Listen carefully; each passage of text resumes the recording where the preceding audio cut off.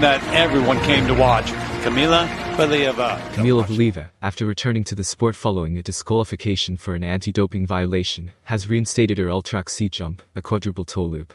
This was confirmed by a video published on Channel 1's Telegram channel about Svetlana Sokolovskaya's training group preparing for the Russian jumping championships. The skater landed the jump in a 3-turn position, but did not fall off the element. 19-year-old Valieva returned to training in October 2025, and she is officially eligible to compete on December 25, 2025. It was previously announced that she had left Terry Tubbard's coaching staff and would continue her career with Svetlana Sokolovskaya's group. Valieva. I'm very happy to finally be going public. I'll be doing what I love with great guys, with a great duo, and I'll finally see a competitive audience and feel that adrenaline rush. The only thing I didn't miss was the ailments that come with sport. But I really missed all the athletes in this environment.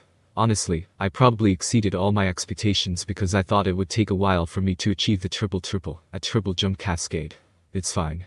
We're working little by little, getting ready. I'm not saying I'll be in top form at the Russian jumping championships. I just want to get out in front of an audience, jump, and feel the ice. Everything is great, everything is superb. For me, there's no reliability in every element, laughs. Well, that's true. What did you expect after 2 years? In a good mood. Each element is a risk, or each element is reliability. This season, I'll probably still compete. Not even compete, but I want to do the best I can for myself. That's all I care about at this point in my life. Valieva said in a Channel 1 video. Averbik called Valieva's return to sport a cinema story. I don't like making predictions, especially about possible performances. I'm sure Kamila is infinitely talented. She's certainly matured. Entering a new season, this river of elite sport is certainly a challenge. But at the same time, she's young, infinitely talented, has a wonderful coaching staff, and all the conditions are in place. So, everything is entirely in Kamila's hands. We all support her and wish her the best of luck, Averbik told reporters. There's no need to force form. Our task now is to maintain it, not make endless predictions. Of course, it's a long road, but I really want to wish Kamila the best of luck. Then it will be a truly cinematic story, about overcoming, about coming back. She has everything she needs to stand on the podium. From here, everything is in her hands. Averbik added. Ilya Averbik identified a fundamental difference between Russian figure skating and international competitions.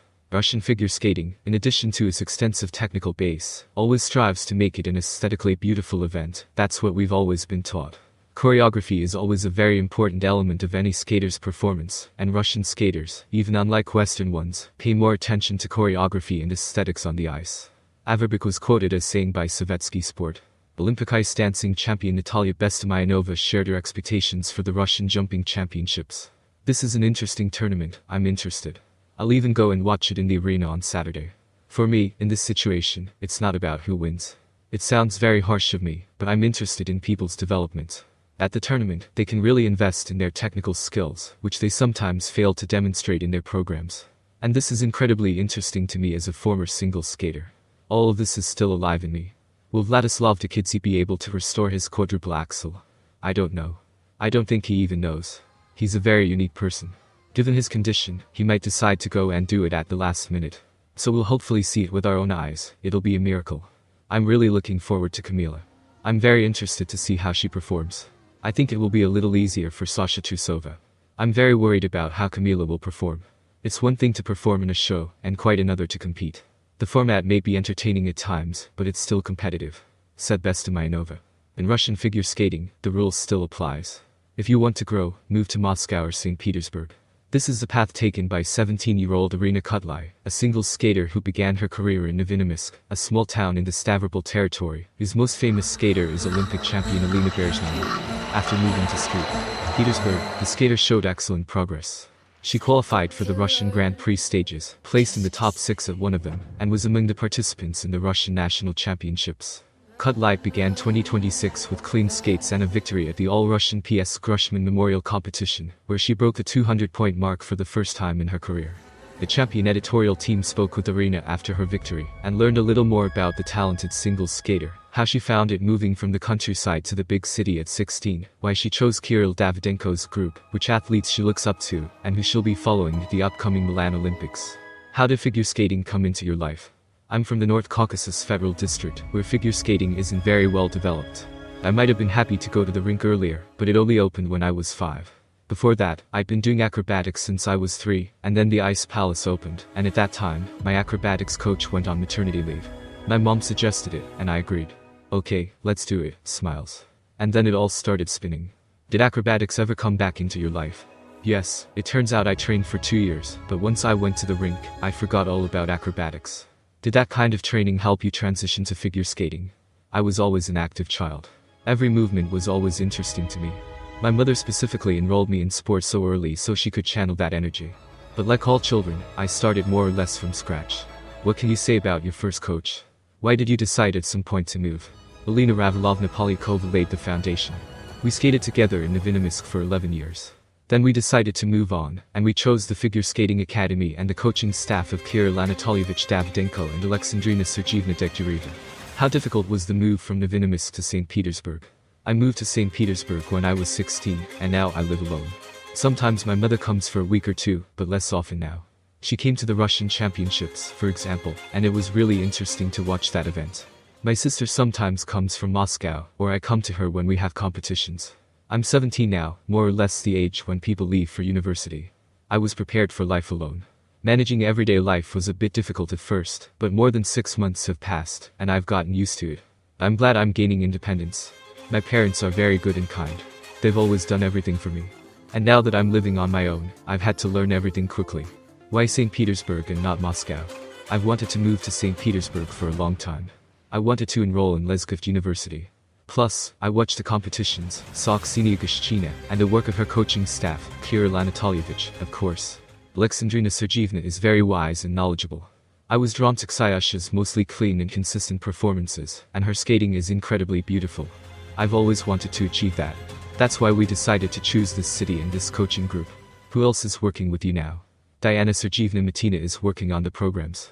She's done a lot of the choreography. Maria Sergeyevna Trinkiva is doing the choreography. Sergey Sergeyevich Mitin is in charge of the team's maintenance. He does all the maintenance on our equipment. He sharpens skates and makes his own master blades, which I'll be switching to soon. Ksayasha Kashchina is already skating with. The entire staff invests a lot in me, and I'm incredibly grateful. Do you and Ksayasha have any competition in training now? Various jump battles, for example. Basically, none of that. We're in the middle of the season now, and we're focused on our programs, on the elements we each have. We're doing our job. But it's good to have competition in a group. It helps on the ice. When you're having a hard time in training, you see your teammate working hard too, and you're starting to whine about something, and you start to pull yourself together. It's much better than when I was skating in one city and was alone in the entire region. I had no particular motivation. At every competition in the region, you could fall 2 or 3 times and still come in first. Of course, I needed to move on or quit the sport and go to school. But I didn't want that, smiles. So we decided to take a serious step. We needed to move on. Olympic champion Alina Berezhnaya is from Novinominsk. Was she a role model for you? Of course, when I was little, when she came to us with master classes, I looked up to her, just as I do now. I'm incredibly happy that we're from the same small town, and she's an Olympic champion. I also want to contribute to the success of my region. My heart is there, even though St. Petersburg has become my home. Do you feel the support of your home region now? The Stavropol press wrote a lot about your performance at the Russian Championships. Of course, that's nice. I'm glad my region remembers and supports me. Now I represent St. Petersburg. I thank my family and friends for their support. They always remember me and congratulate me on my successes at competitions. Which Russian figure skater has inspired you and continues to inspire you? Evgenia Medvedeva. I've been very drawn to her since childhood. I've always looked up to her. Her skating, her artistry, yes, she didn't do ultra C jumps, but it was all so beautiful. I can watch her performances over and over again. They inspire me to continue my work. Of course, there's also Kamila Valieva. She captivated audiences with her grace and beauty, and she also inspired me with her skating. It was recently announced that Kamila has decided to resume her competitive career. Would you be interested in competing with a figure skater who is one of your idols? Of course. It would be incredibly special if we could share the ice, skate in the same category. I want to watch her skate live and compete in some competitions. Yes, she's a very serious competitor, but I'm so glad she's coming back. I think she'll show great results. Have you tried learning Ultra C elements? We have those goals, maybe something will happen towards the end of the season. There are still a lot of competitions going on right now, and we can't quite make the switch to quads, but we're slowly starting to learn toe loops and salchows. My coaches have noted that these jumps are working best. We've learned them so far, so we'll see how it goes. Next season, we'll definitely have to do them. Is learning quads solely driven by the competition in women's singles, or were you interested in trying them yourself? Both. I want to compete with the top athletes. Without Ultra C elements, that's practically impossible. Only if someone makes mistakes, but it's foolish to count on your competitors making mistakes. However, I'm also curious about what it's like to land a quadruple, and then land it. I want to experience the joy of my first quadruple, see what it looks like, what it feels like. In your opinion, is there such a thing as friendship in figure skating? Are you friends with the athletes you compete against? I'm very relaxed about it. I have a lot of friends in the sport, but right now in St. Petersburg, they're definitely only guys from figure skating. My friends from school and the rink are still in my hometown. I've always been good friends with everyone. I've never had this situation where I felt like, she beat me, so she's not my friend anymore. The main thing for me is to accomplish my goal at the competition, and I'll be happy with myself. I won't care who beat me. Of course, it's nice to win, like now, smiles. But that's not the priority. The most important thing is to do my job. Do you enjoy watching competitions or just skating? I really enjoy watching both Russian and international competitions. European, World, Olympic, any Grand Prix, everything is interesting. I mostly watch the final warm-ups, analyze, draw my own conclusions, look at the differences between Russian and international figure skating, the programs, the music, the tricks. It's very useful. Are there any programs from this Olympic season that particularly stood out to you? Are you rooting for anyone in particular? Of course, at the Olympics I'll be rooting for our guys, for Arina Kudlay and Petersburg. I wish them success. Their programs are truly remarkable, and I hope they perform at their best. I also like Kaori Sakamoto. This is her final season, and she's already a veteran of women's singles skating, so to speak. I'm really excited for her, and I want her to succeed, especially at the Olympics. It will be a defining moment in her career.